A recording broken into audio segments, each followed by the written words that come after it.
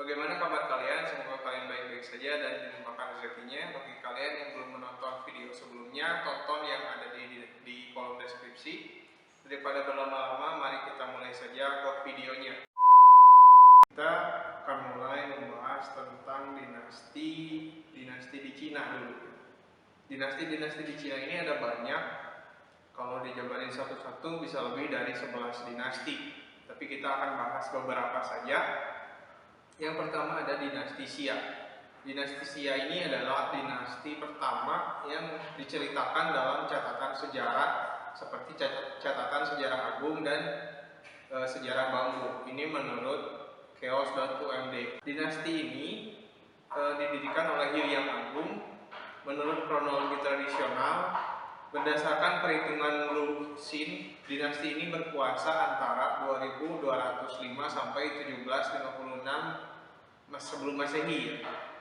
Sedangkan menurut sejarah bambu, pemerintahan dinasti ini antara lain dari 1989 sampai 1558 sebelum Masehi. Xia Shangzhou yang diselenggarakan oleh pemerintah Republik Tiongkok tahun 96 ini. Dinasti Xia ini berasal atau berdiri di antara tahun 2070 sampai 1600 sebelum Masehi. Ini menurut Qinan dan Suekin. Yang kedua adalah dinasti Shang. Dinasti Shang ini adalah dinasti yang menurut sumber pertama Tiongkok ini adalah dinasti pertama.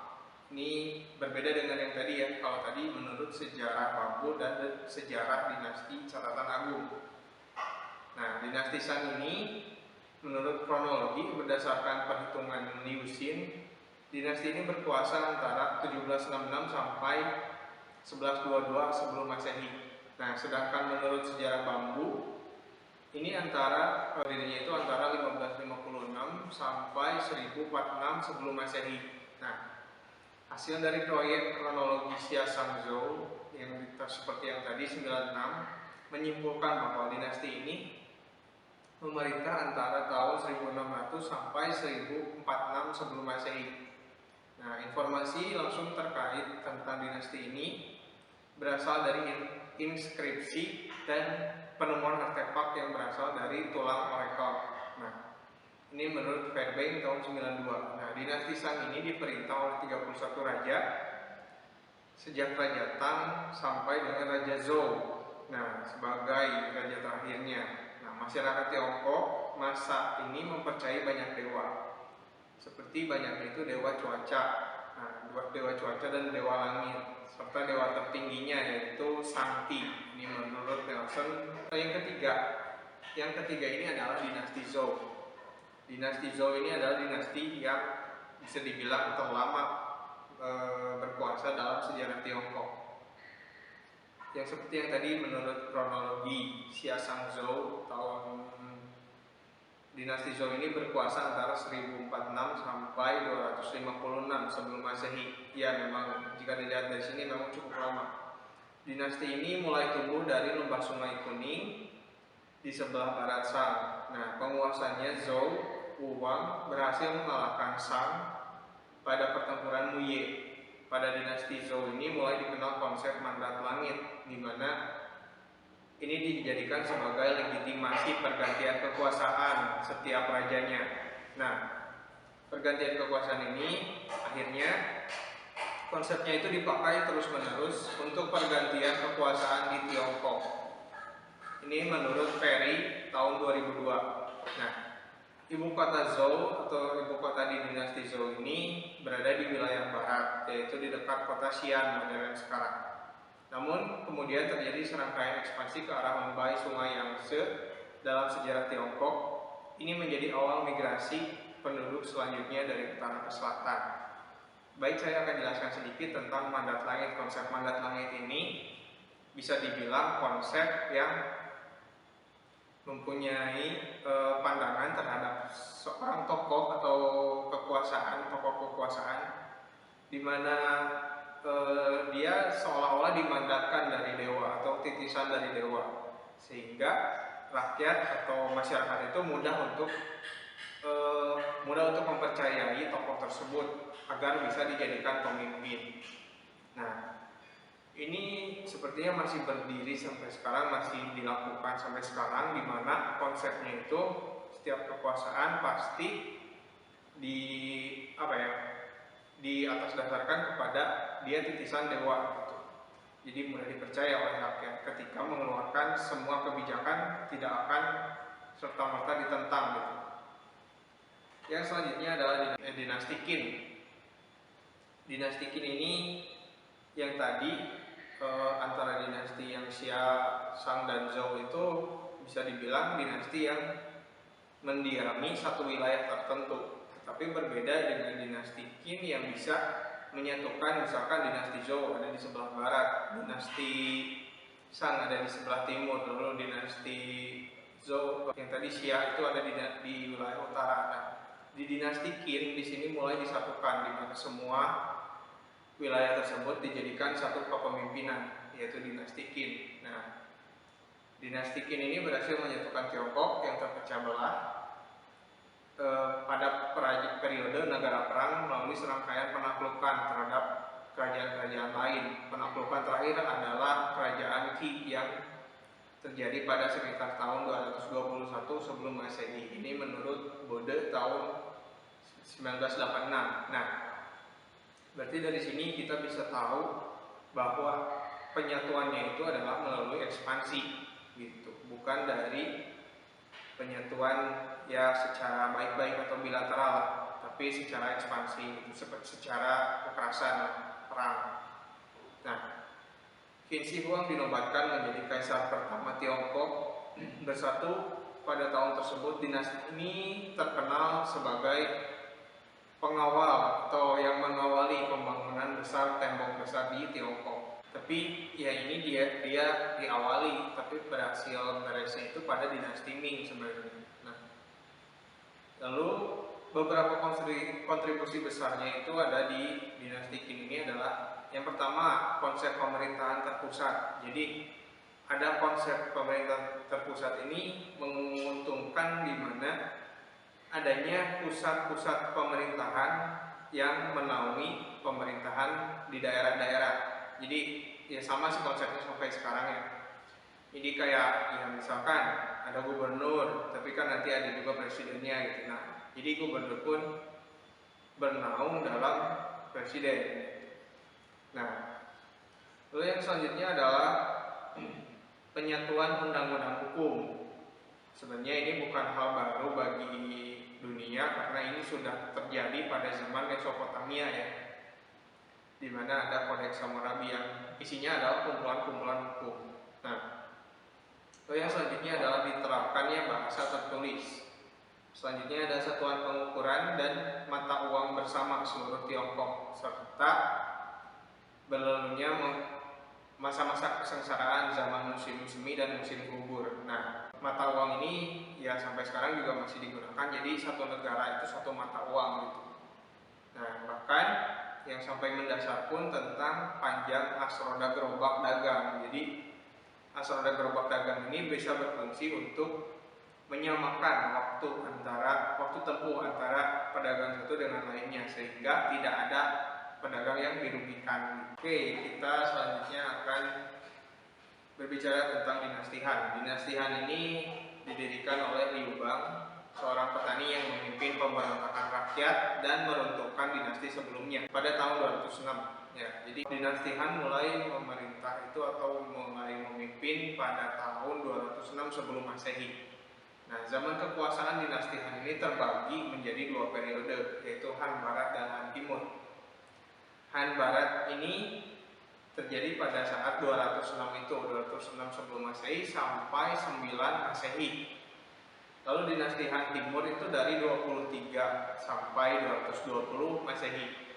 Nah, yang dipisahkan dari periode pendek ini itu adalah dinasti Xin, 9 sampai 23-nya itu dinasti Xin. Nah, Kaisar Wu atau Han Wudi berhasil mengeratkan persatuan, memperluas kekaisaran Tiongkok dengan mendesak bangsa Xiongnu.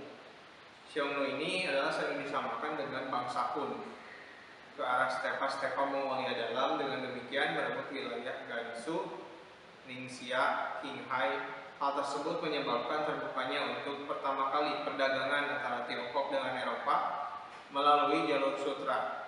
Jenderal Ban Chao dari dinasti Han bahkan memperluas penaklukannya melintasi pegunungan Pamir sampai ke Laut Kaspia. Ini menurut Britannia Encyclopedia. Oke, saya akan sederhanakan bahasanya. Jadi bisa dibilang dinasti Han ini dinasti yang bisa menaklukkan sebagian wilayah Mongol. Dinasti Han pula ini yang bisa memulai perdagangan luar negeri. Jadi di mana dibukanya jalur sutra, jadi jawabannya adalah dinasti Han. Nah, dinasti Han ini juga cukup banyak kontribusinya dalam sejarah Cina, karena seperti yang kalian tahu, jalur sutra ini digunakan bisa dibilang ya sampai sekarang sebenarnya, cuman secara harfiah tidak dipakai jalur sutra, tapi secara mekanismenya itu masih digunakan jalur sutra ini karena memang menguntungkan, bisa dicapai melalui jalur darat saja gitu perdagangan itu. Nah, itu sangat-sangat berguna bagi Tiongkok, di mana dia bisa menjadi salah satu negara besar perekonomian luar negeri. Zaman tiga negara yaitu Wei Shu. Jika kalian sering bermain video game, ini erat kaitannya dengan dinasti Warrior. Nah, zaman ini adalah zaman yang salah satu era paling terkenal dalam sejarah Tiongkok, disebabkan karena popularitas romannya sangat banyak dan juga sejarah kisah tiga negara itu sangat kental pada saat itu, yang diadaptasi dalam berbagai format oleh berbagai negara juga. Ya, seperti yang saya tadi bilang, jadi penceritaan tentang zaman tiga negara ini banyak diadopsi menjadi sebuah karya yang lainnya, jadi tidak membosankan. Seperti misalkan tadi video game, itu ada juga film pun ada. Jadi ini adalah salah satu bentuk pengkisahan kembali sejarah tentang sejarah Tiongkok. Selanjutnya adalah dinasti Utara dan Selatan. Zaman ini merupakan masa perang saudara atau perpecahan politik, walaupun juga merupakan masa berkembangnya seni dan budaya, kemajuan teknologi, serta penyebaran agama Buddha dan Taoisme. Nah, jadi di dinasti Utara dan Selatan ini, zaman dinasti ini mulai berkembang banyak sekali ilmu pengetahuan, seni budaya, kemajuan teknologi, sampai ke arah kepercayaan Buddha dan Taoisme mulainya dari sini. Selanjutnya adalah dinasti Sui. Dinasti Sui ini bisa dibilang dinasti yang berhasil menyatukan kembali daratan Tiongkok dalam satu pemimpin gitu. Karena kan tadi sebelumnya kisah tiga negara seperti yang kita tahu bahwa mereka selalu melakukan perpecahan. Lalu pada dinasti Utara dan Selatan ini pun sama, ada perang saudara. Nah, di dinasti Sui kembali disatukan lagi, tepatnya pada tahun 589 Masehi dengan penaklukan Yang Jian. Pendiri dinasti Sui ini adalah pendiri dinasti Sui terhadap dinasti Chen di selatan. Periode kekuasaannya ini antara lain ditandai dengan penerusan tembok besar Tiongkok dan pembentukan banyak lembaga pemerintahan yang nantinya akan diadopsi oleh dinasti Tang. Nah, sekarang dinasti Tangnya. Dinasti Tang ini dimulai pada 18 Juni 618, Li Yuan naik takhta dan kemudian memulai era dinasti Tang yang menggantikan dinasti Sui yang tadi. Zaman ini merupakan zaman kemakmuran dan perkembangan seni teknologi di Tiongkok. Agama Buddha yang mulai dikenal pada saat dinasti Utara dan Selatan mulai menjadi agama yang paling dominan di Tiongkok, dan bahkan agama Buddha ini menjadi agama yang utama yang dianut oleh keluarga kerajaan serta rakyat kebanyakan. Sejak sekitar tahun 860, dinasti Tang ini mulai mengalami kemunduran karena munculnya pemberontakan yang namanya pernah perang saudara disatukan kembali, ya pastilah agak sulit untuk benar-benar menyatukan dalam satu pemimpinan gitu. Makanya terjadi pemberontakan. Selanjutnya adalah dinasti Yuan. Dinasti Yuan ini antara tahun 1279 hingga tahun 1368 Tiongkok dikuasai oleh dinasti Yuan yang berasal dari Mongolia yang didirikan oleh Kubilai Khan. Mungkin kalian mengenal Kubilai Khan, pernah mendengar nama ini. Nah, dinasti ini menguasai Tiongkok serta berhasil meruntuhkan dinasti Jin di utara sebelum bergerak ke selatan dan mengakhiri kekuasaan dinasti Song. Nah, dinasti ini adalah dinasti pertama yang memerintah seluruh Tiongkok dari kota Beijing sampai ke wilayah selatannya gitu. Jadi hampir seluruh daratan Cina itu dikuasai oleh sebelum invasi bangsa Mongol terjadi sekitar 120 juta penduduk meninggal. Ini karena dari laporan dari dinasti-dinasti Tiongkok memperkirakan 120 juta penduduk meninggal, namun secara menyeluruh pada tahun 1279 sensus tahun 1300 menyebutkan bahwa 60 juta penduduk itu meninggal dan hilang. Ini menurut Hope tahun 1970. Lalu demikian pula pada kementerian atau pemerintahan dinasti Yuan terjadi epidemi adanya abad ke-14 ini abad Dark Age ya, atau kematian hitam, di mana di Eropa pun sama ada Dark Age.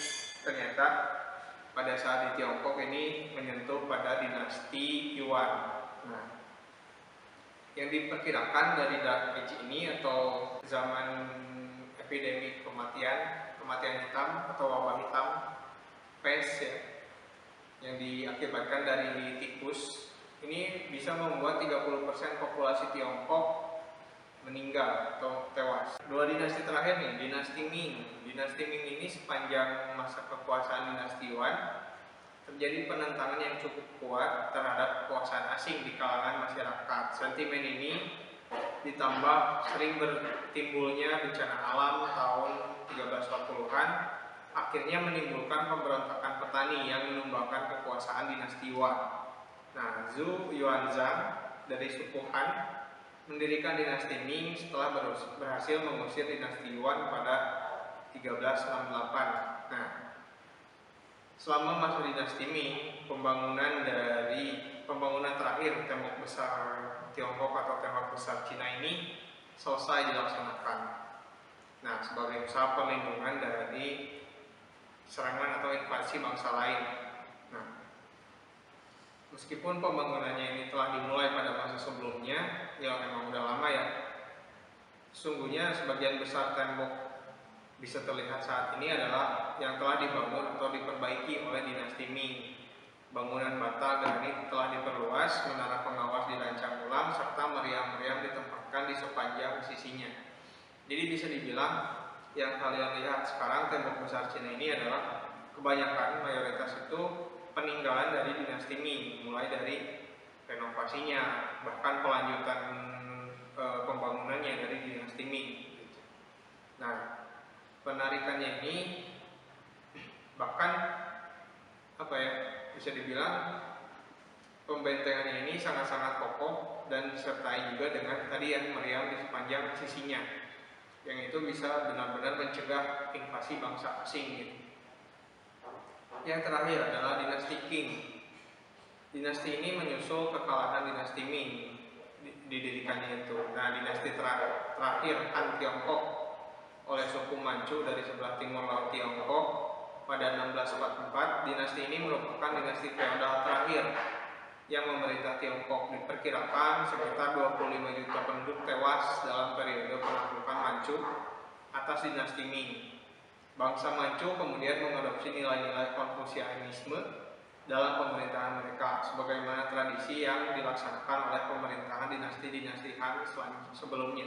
Nah, kita akan mulai bahas sedikit tentang dinasti Qing, dinasti terakhir, dinasti feodal terakhir, yaitu bisa dibilang sangat-sangat berkembang jika dinilai dari kepercayaan ini sangat-sangat berkembang karena dari Buddhisme, Taoisme, merupakan filsafat yang cukup baik pada saat itu, tapi seperti digali ulang, ditemukan kembali bentuk-bentuk filsafat baru, akhirnya lahirlah Konfusianisme dalam pemerintahan mereka. Ya, jadi dan dinasti ini adalah dinasti feodal terakhir, di mana mandat langit yang tadi mulai berkurang, digantikan dengan nanti republik, gitu, dengan bentuk negara republik yang mayoritas menganut paham-paham komunis. Oke, sekian dari video yang kita bahas. Apabila kalian memiliki masukan atau pandangan lain terkait materi ini, kalian boleh tulis di kolom komentar, karena komentar kalian dapat membangun channel ini lebih baik lagi. Apabila channel ini bermanfaat, kalian bisa support kami dengan subscribe channel ini, dan jangan lupa lonceng notifikasinya diaktifkan. Jangan lupa juga follow Instagram kami yang akan aktif lagi nanti, itu Missing Link History. Saya pamit undur diri. Assalamualaikum warahmatullahi wabarakatuh.